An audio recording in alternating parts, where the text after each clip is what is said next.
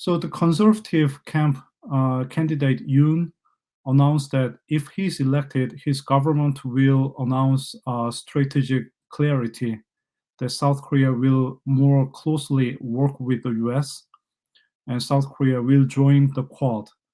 The progressive candidate Lee Jae-myung did not really mention about Quad, so he remains relatively ambiguous, but he's not likely to continue the Moon Jae-in government's policy that appears to relatively in favor of China over the United States.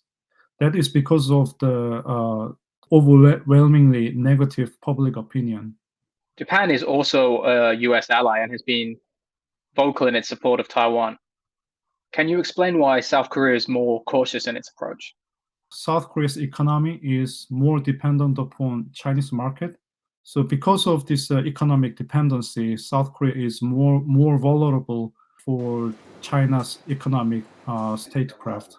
And second, from longer term perspective, South Korea has to consider China's policy toward Korea unification, but China can make the unification process very difficult for South Korea. In the case of a war across the Taiwan Strait, what role would South Korea and more specifically US forces in the country play?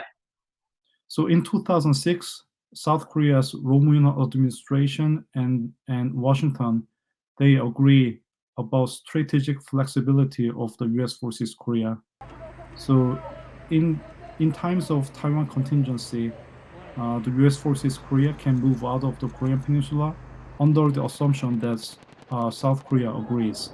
But South Korea may well be hesitating, not only because of China's retaliation that I just mentioned before, but more for the possibility of North Korea provocation. But that does not mean that South Korea will not do anything to support defense of Taiwan. So South Korea and Taiwan, they share a lot of similarities in the industrialization and democratization history. But for the reason of North Korea threat, South Korea wants to wait until the last moment after the US forces Japan and Japanese Maritime Defense Forces and US forces Korea join the contingency first. And then South Korea will be ready to support.